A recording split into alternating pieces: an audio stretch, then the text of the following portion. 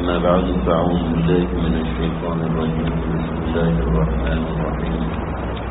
يا أيتها النفس المطمئنة ارجعي إلى ربك راضية مرضية فادخلي في عبادي وادخلي جنتي. صدق الله العظيم. دنیا میں اللہ نے ہمیں اپنی آخرت کی تیاری کے لیے بھی بھیجا ہے، آزمائش کے لیے بھی بھیجا ہے، لیکن اس کے درمیان اللہ تعالیٰ نے ہمیں کچھ مواقع عطا فرمائے ہیں. ان مواقعوں کو آپ ریمائنڈر کا درجہ دے سکتے ہیں، ایک یاد دہانی دے سکتے ہیں، اور ایک موقع دے سکتے ہیں، ایک موقع سمجھ سکتے ہیں کہ اللہ کا دیا ہوا موقع ہے، اس موقع کو ہم استعمال کریں. جب شعبان کا مہینہ آتا تھا تو آپ صلی اللہ علیہ وسلم فرماتے تھے کہ شعبان میرا مہینہ ہے. رجب اللہ کا مہینہ، شعبان میرا مہینہ، اور رمضان میری امت کا مہینہ. آپ علیہ الصلوۃ والسلام شعبان کے مہینے میں کثرت سے روزے رکھتے تھے. عائشہ صدیقہ رضی اللہ عنہا فرماتی ہیں کہ آپ صلی اللہ علیہ وسلم کسی اور مہینے میں اتنا روزہ نہیں رکھتے تھے جتنا روزہ شعبان کے مہینے میں رکھتے تھے. کثرت سے روزے رکھتے تھے اور رمضان کی تیاری روزے رکھ کے فرماتے تھے. اس سے ہمیں بھی سمجھ میں آتا ہے کہ ہمیں بھی رمضان کی تیاری روزے رکھ کے کرنی چاہیے. کوشش کریں کہ شعبان کے اندر کم از کم ایام 20 کے روزے رکھ لیے جائیں. آج 10 شعبان ہے اور پیر کے دن 13 شعبان ہوگا. پیر کے دن 13 شعبان، منگل کے دن 14 شعبان اور بدھ کے دن 15 شعبان. میں 29 تاریخ کو 15 شعبان یعنی 15 شعبان کی شب برات آ رہی ہے. 15 شعبان تو 30 تاریخ کو ہوگی. 29 تاریخ کی رات کو شب برات آ رہی ہے. یہ شب برات بہت بڑی رات ہے اور ایک سال کی 4 راتوں میں سے بڑی راتوں میں سے ایک رات ہے. امام شافعی رحمۃ اللہ علیہ فرماتے ہیں کہ اللہ تعالیٰ نے امت کو چند راتیں دی ہیں کہ جن راتوں کو اللہ نے بہت بڑا فرمایا ہے اور اس کا اجر اللہ نے بہت عظیم فرمایا ہے. 2 راتیں عید کی 2 راتیں، ایک حج کی رات اور ایک شب برات. تو یہ 5 راتیں، 4 راتیں اور 5ویں رات لیلۃ القدر ہے، کیونکہ وہ 5 راتوں میں سے ایک تو وہ سلیکٹڈ نہیں ہے تو اس لیے بتایا جائے. ورنہ 4 راتیں یہ بڑی اہم ہیں. 2 عید کی راتیں اور ایک حج کی یعنی 9 ذی الحج کی رات، ایک 10 ذی الحج کی رات اور ایک عید کی رات جسے لیلۃ الجائزہ کہتے ہیں یعنی عید الفطر کی رات، اور ایک یہ رات جو ہماری 29 تاریخ کو اس مرتبہ آ رہی ہے. یہ رات بہت عظیم الشان رات ہے، بہت بڑی رات ہے. اس کے بارے میں مناسب معلوم ہوتا ہے کہ چند احادیث ہیں جو آپ صلی اللہ علیہ وسلم سے مروی ہیں. 10 صحابہ کرام سے اس رات کی فضیلت مروی ہے. میں صرف 3 باتیں ذکر کروں گا آج کی اس نشست کے اندر. اما عائشہ صدیقہ رضی اللہ عنہ سے روایت ہے، بہقی کی روایت ہے، فرماتی ہیں کہ ایک مرتبہ میں نے رات کو دیکھا نبی اکرم صلی اللہ علیہ وسلم بستر پہ موجود نہیں ہے. میں بڑی پریشان ہوئی. جب میں اٹھی اور اپنے بستر سے دروازے تک پہنچی تو آپ علیہ الصلوۃ والسلام دروازے سے اندر داخل ہو رہے تھے. تو میں نے پوچھا کہ یا رسول اللہ آپ کہاں گئے تھے؟ تو آپ نے فرمایا کہ اتدرین ما هذه الليلہ، کہ تم جانتی ہو کہ آج کی جو رات ہے یہ کتنی بڑی رات ہے. تو حضرت عائشہ صدیقہ رضی اللہ عنہا نے کہا کہ یا رسول اللہ مجھے نہیں پتا کہ اس رات میں کیا ہوا تھا. اتدرین ما فی هذه الليلہ، اس رات میں کیا ہوتا ہے تمہیں پتہ ہے؟ یعنی لیلۃ النصف من شعبان. ہم اسے کہتے ہیں شب برات.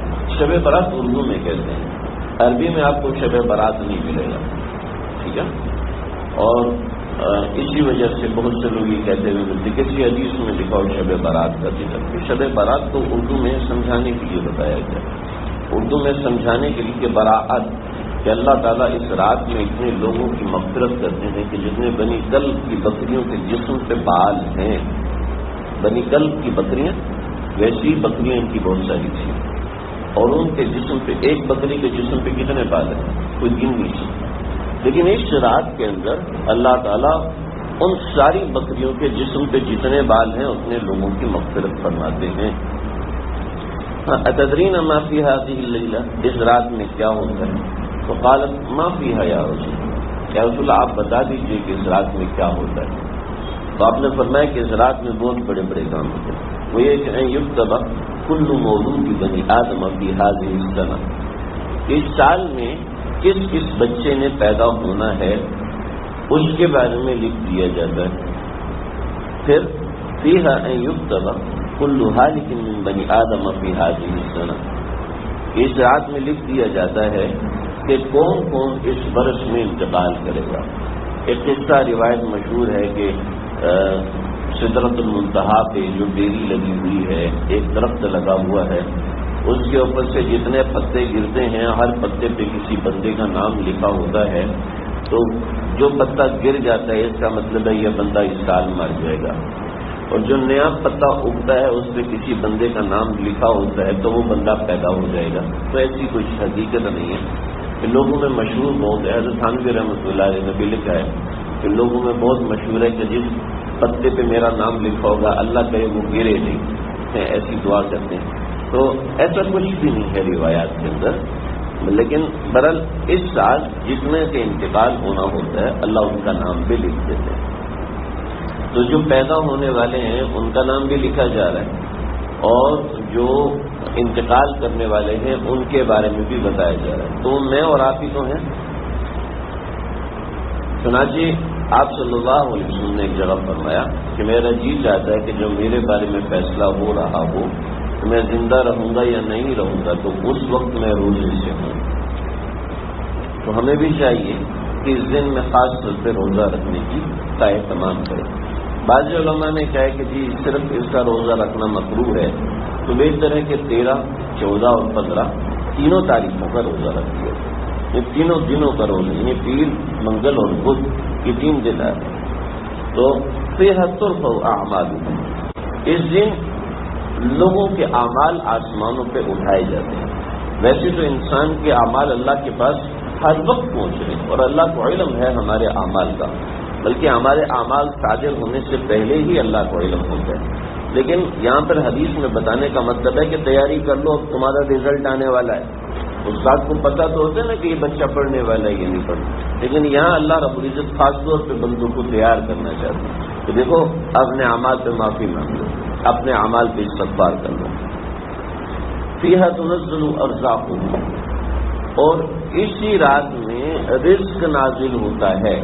اس بندے کو اس سال کتنا رزق دیا جائے گا، کتنے پیسے دیے جائیں گے، کتنی حلال روزگار کے مواقع دیے جائیں گے، کتنا اللہ رب العزت مال دیں گے، کتنی اللہ رب العزت سانسیں دیں گے، کتنی اللہ رب العزت دوائی دلوائیں گے، کتنا اللہ تعالیٰ اس کو بیمار فرمائیں گے، کتنے اللہ رب العزت اس کے لیے مثبت فیصلے فرمائیں گے، کتنے اللہ رب العزت اس کے لیے ترقی کے مواقع پیدا فرمائیں گے۔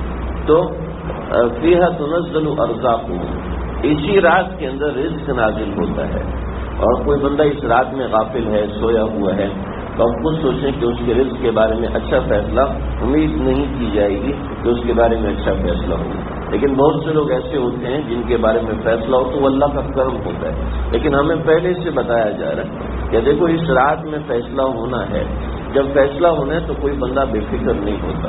جب ڈاکٹر آپریشن کر رہا ہوتا ہے تو بندے کی زندگی موت کا فیصلہ ہو رہا ہوتا ہے، تو اس کے رشتے دار اللہ سے دعا کر رہے ہوتے ہیں۔ جب یہاں میرے بارے میں فیصلہ ہو رہا ہے، یا میرے اور آپ کے بارے میں فیصلہ ہو رہا ہے، تو غفلت میں نہیں گزارنا چاہیے۔ تو پھر حضرت عائشہ صدیقہ رضی اللہ تعالیٰ عنہ نے ایک اور سوال پوچھا، وہ سوال اس رات سے متعلق نہیں ہے تو اس لیے ہم اس سوال کو نہیں چھوڑتے۔ ایک اور حدیث حضرت ابو موسیٰ اشعری رضی اللہ تعالیٰ عنہ سے مروی ہے۔ حضرت ابو موسیٰ اشعری رضی اللہ تعالیٰ عنہ نے فرمایا کہ نبی اکرم صلی اللہ علیہ وسلم نے فرمایا ان اللہ لا یطلع فی لیلۃ النصف من شعبان، اللہ تعالیٰ 15 شعبان کی رات کو، یعنی شب برات کو، اللہ رب العزت پہلے آسمان پہ تشریف لے آتے ہیں۔ رات کے ہر آخری حصے میں اللہ پہلے آسمان پہ تشریف لاتے ہیں۔ ٹھیک ہے. لیکن اللہ کے لیے کیا پہلا آسمان اور کیا دوسرا آسمان؟ اللہ کی ذات تو ہر جگہ پر موجود ہے.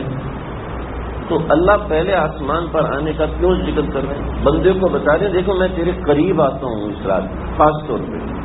یعنی ویسے ہی اللہ بندے کے قریب ہے، لیکن اس رات میں خاص طور پہ قریب آ رہے ہیں. اس رات میں خاص طور پہ اپنا قرب دینا چاہتے ہیں. تو اس لیے بتایا کہ ان اللہ لا یطلع فی لیلۃ النصف من شعبان، اللہ رب العزت اس رات میں پہلے آسمان پہ تشریف لاتے ہیں اور پھر کیا کہتے ہیں؟ پھر فرماتے ہیں فیغفر لجمیع خلقہ، میں اپنی تمام خلق کو بخش دیتا ہوں الا، سوائے چند لوگوں. ان میں سے ایک ہے مشرک، ایک ہے مشاہن. مشرک کو اللہ نہیں بخشتے، یعنی جو اللہ کی ذات سے شرک کرتا ہے اس کو اللہ رب العزت اس رات کی بخشش نہیں فرماتے. ہم الحمدللہ اللہ کی ذات سے شرک نہیں کرتے. لیکن ایک بات بہت خطرناک، بہت ہی خطرناک. عام طور پر ہمارے گھروں میں موبائل کا استعمال بہت زیادہ ہوتا ہے. آج کل اسمارٹ فون بچے بھی استعمال کر رہے ہوتے ہیں، بڑے بھی استعمال کر رہے ہوتے ہیں. بہت سے لوگ فلم دیکھتے ہیں، بہت سے لوگ گیمز کھیلتے ہیں. بہت سی گیمز کے اندر ایسے ہوتا ہے کہ آپ کو بتوں کے سامنے جھکنا پڑتا ہے. بہت سی فلموں میں ایسے ہوتا ہے کہ وہاں بتوں کی پوجا دکھائی جا رہی ہوتی ہے. ہمارے ایک دوست ایک قریبی جگہ میں جو دوڑو وہاں پر گئے، وہاں چند ایک بت تھے. تو ان کے بچوں نے بتوں کے سامنے ویسے ہی کیا جیسے انہوں نے ڈراموں فلموں میں کرتے ہوئے دیکھا. میں بس مسئلہ لکھ کے دیا کہ ہم کافر تو نہیں ہو گئے. اور وہ کہتے ہیں ہمیں تو یہ پتہ ہے کہ بتوں کے سامنے ایسے جھکتے ہوتے ہیں کیونکہ ہم نے فلموں میں ایسے ہی کرتے ہوئے دیکھا. گھروں میں مندر کی گھنٹیاں بج رہی ہوتی ہیں. تو وہی سے ایک صاحب ملے، کہنے لگے بھائی مجھے نا انڈین فلموں سے ویسے شدید ویسے ہی گناہ ہے لیکن مجھے ان سے نفرت ہے. کیوں؟ کہ ان کی وجہ سے ہمارے گھروں میں پہلے اذان کی آواز آتی تھی، اب ان کی وجہ سے ہمارے گھروں میں مندروں کی گھنٹیاں بجتی ہیں. تو ایسا نہ ہو کہ ہم اپنے آنے والی نسل کو شرک کی طرف لے گئے. کہ پبجی گیمز کے اندر کوئی ایسی چیزیں انہوں نے ایڈ کی تھی، ابھی تو شاید احتجاج کی وجہ سے بند کر دیا، ورنہ آپ کو پاور لینے کے لیے کچھ ایسے کام کرنے پڑتے. ایسے اور بھی بہت سی گیم ہیں. کارٹونز کی حقیقت کے اوپر باقاعدہ ایک رسالہ ہے، اور اس میں ایسے لنکس باقاعدہ بتائے ہوئے ہیں کہ جس میں ہم تو نہیں جانتے کیونکہ بہت سے لوگ ایسے ہیں جن کو حرمین شریفین کا سفر نہیں ہوا. آپ کو فائرنگ کر کے، جیسے یہاں UPS لگا ہے، آپ کو فائرنگ کر کے کچھ چیزیں گرانی ہیں، ان سینریوں کے اوپر اللہ کے نام لکھے ہوئے ہیں. آپ کو فائرنگ کر کے کچھ دروازے توڑنے ہیں، وہ دروازے بالکل کعبۃ اللہ کے دروازے سے میچ کرتے ہیں. آپ کو فائرنگ کر کے کچھ کھڑکیاں توڑنی ہیں، وہ کھڑکیاں بالکل مسجد نبوی صلی اللہ علیہ وسلم کی کھڑکیوں سے میچ کرتی ہیں. آپ کو کچھ پلرز گرانے ہیں، ان پلرز کے اوپر قرآن مجید رکھے ہوئے ہوتے ہیں جن کے اوپر سے پاؤں رکھ کے گزریں گے تو آپ کو پوائنٹس ملیں گے، آپ کو نمبرز ملیں گے. اور یہ ہمارے گھروں میں لا علمی کے ساتھ کثرت کے ساتھ ہو رہا ہے. اور ہم بھی بڑے ایسے تھوڑی ہوتا ہے، یہ تو مولویوں کی باتیں ہیں، مولا کی باتیں ہیں، مولویوں کی باتیں نہیں ہیں. تو بڑا دھیان رکھنے کی ضرورت ہے. اللہ کے نبی نے فرمایا تھا صلی اللہ تعالی علیہ وسلم، قرب قیامت میں ایسا زمانہ آئے گا کہ لوگ صبح مسلمان ہوں گے اور شام کو کافر ہوں گے. شام کو مسلمان ہوں گے، جب صبح اٹھیں گے تو کافر ہوں گے. اور آج نظر آ رہا ہے کہ ہمارے اعمال میں ایسی چیزیں ہیں کہ لوگ دین کے لیے ایسی لینگویج استعمال کرتے ہیں کہ ان کو پتہ ہی نہیں ہے کہ ہماری زبان کا تضاد ایسا ہو رہا ہے کہ ہم اللہ کے نبی کی شان میں گستاخی کر چکے، ہم شریعت میں تحریف کر کے کافر بن چکے، ہمیں پتہ ہی نہیں ہوتا. بہت سی ایسی باتیں ہیں کہ سیکھنا سمجھنا ضروری ہوتا ہے. علم دین کیونکہ آج کل ایسا ایک دور چلایا جا رہا ہے کہ لوگوں کو مسجدوں سے دور کیا جائے، لوگوں کو علماء کرام سے متنفر کیا جائے، لوگوں کو دین داروں سے، تبلیغی جماعت ہے جو دین میں خانقاہوں سے جوڑنے والے، جماعت کے ساتھ جوڑنے والے، ان سے متنفر کیا جائے. بھائی خود پڑھو یار، خود پڑھو، تم خود بہتر ہو. اور خود کون پڑھتا ہے یہ سب کو پتہ ہے. خود کیسے پڑھا جاتا ہے؟ ڈاکٹری خود کیوں نہیں پڑھتے؟ انجینئرنگ خود کیوں نہیں پڑھتے؟ آپ جب ماسٹرز کرتے ہیں تو آپ کو ہاؤس جاب، آپ کو ڈاکٹری کے لیے ہاؤس جاب کرنا ضروری ہے. اور آپ کو انجینئر بنتے ہیں، آپ ماسٹرز کرتے ہیں، آپ کو ماسٹر کے لیے انٹرنشپ کرنا ضروری ہے. تو دین خود آ جائے گا. نو ویلیو ایڈ، ہم کوئی ویلیو ہی نہیں سمجھتے دین کی. بس پڑھ لو، ترجمہ پڑھ لو، خود ہی سمجھ میں آ جائے گا. صرف انگریزی پڑھنے سے آپ کو ڈاکٹری آ جاتی نہیں آتی. اس کے لیے بڑے ڈاکٹروں کی اسٹیمپ ضروری ہوتی ہے. جو پی ایچ ڈی کرتے ہیں ان کو چاہیے ہوتا ہے کہ کوئی باہر کے کوئی ایسے ڈاکٹرز ہوں جو پہلے سے پی ایچ ڈی ہوں، وہ آپ کے مقالے کے اوپر دستخط کریں، تصحیح کریں. دین ایسی سمجھ میں آنا شروع ہو جائے گا، خود ہی سے آنا شروع ہو جائے گا. صحیح ہے. اسی کچھ دوسری بات بھی ہے، کچھ ایسی انفارمیشن بھی جس کو ہم مس کر رہے ہیں. تو اللہ مشرک اللہ لمشرک او مشاہد. نمبر 1 مشرک کو اللہ نہیں بخشے گا، اس کا دھیان دینے کی ضرورت ہے. نمبر 2 مشاہد کینہ رکھنے والا.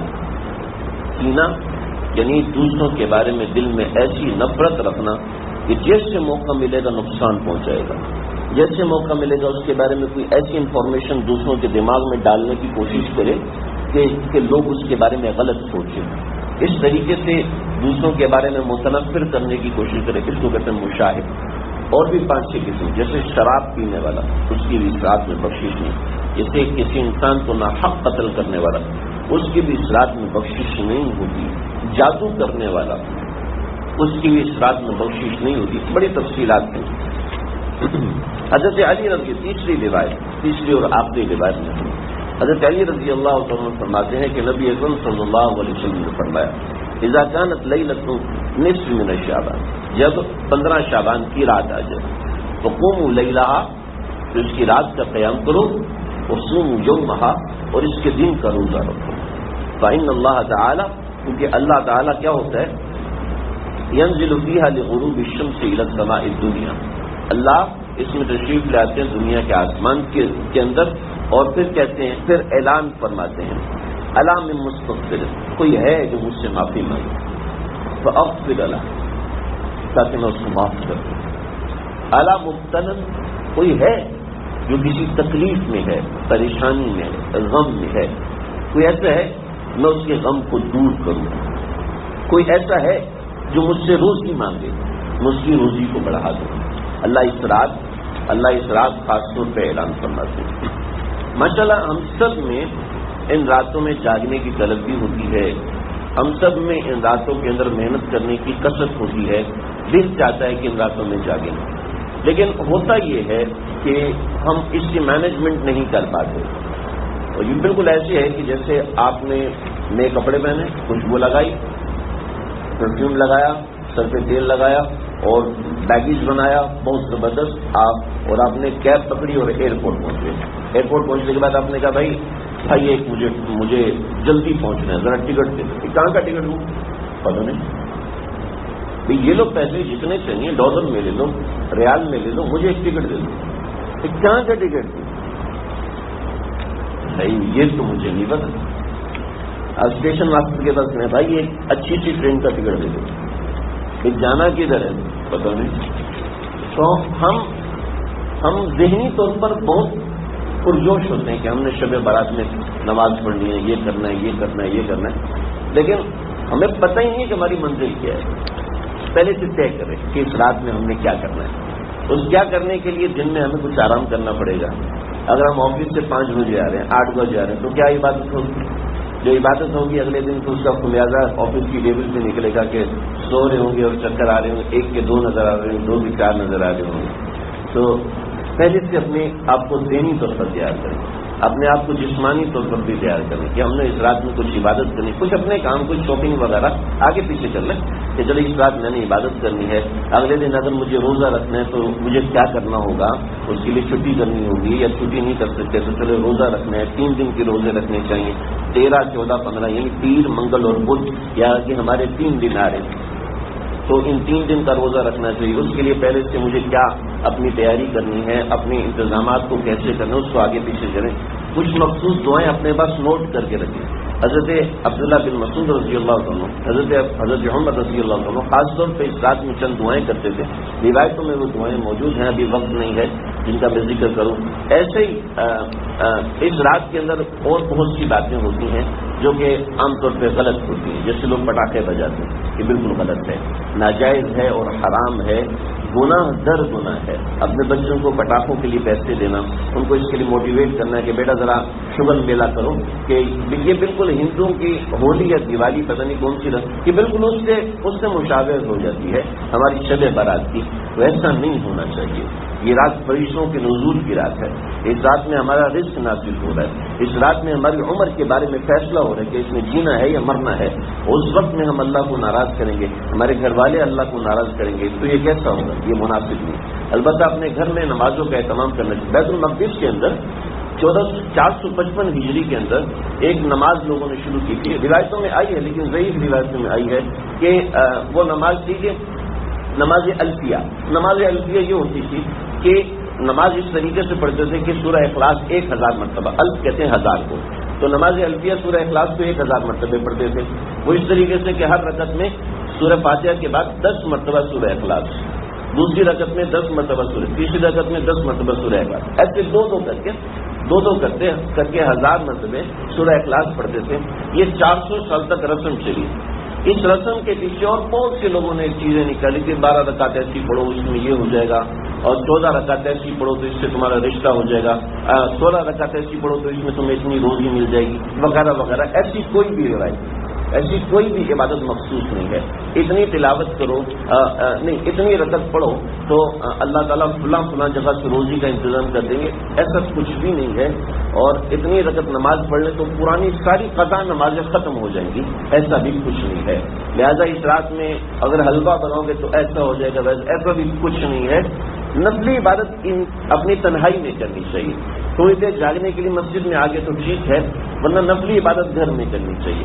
آپ صلی اللہ علیہ وسلم ایک مرتبہ قبرستان بھی گئے، زندگی میں ایک مرتبہ قبرستان بھی گئے. لیکن آج کل قبرستانوں میں کیا ہجوم ہوتا ہے کہ 2-3 گھنٹے ٹریفک جیم ہو جاتا ہے. علماء منع فرماتے ہیں. ہاں البتہ ایسے جیسے دارالعلوم کراچی کا قبرستان ہے وہاں کوئی بھی نہیں، ٹھیک ہے آپ وہاں پہ چلے گئے. ٹھیک، کوئی ایسا قبرستان ہے قریب کے علاقے میں بنا ہوا، وہاں کوئی رسم وغیرہ نہیں ہو رہی، وہاں کوئی ڈھولک ہو رہی ہے، پھول کی پتیاں وغیرہ نہیں ہیں، تو ٹھیک ہے وہاں چلے جائیں. ورنہ اس سے اعتراض کرنا چاہیے. کوشش کر کے عبادت کر کے اپنی 2 سے 3 گھنٹے اپنی جو عبادت ہوئی، آدھا گھنٹہ 15 منٹ 20 منٹ یعنی معمول سے تھوڑی سی زیادہ عبادت کر کے انسان اس رات میں اپنے نامہ اعمال میں کچھ لکھوا لے. اللہ مجھے آپ سب کو سمجھنے کی عمل کرنے کی توفیق عطا فرمائے. سنت پہ بولی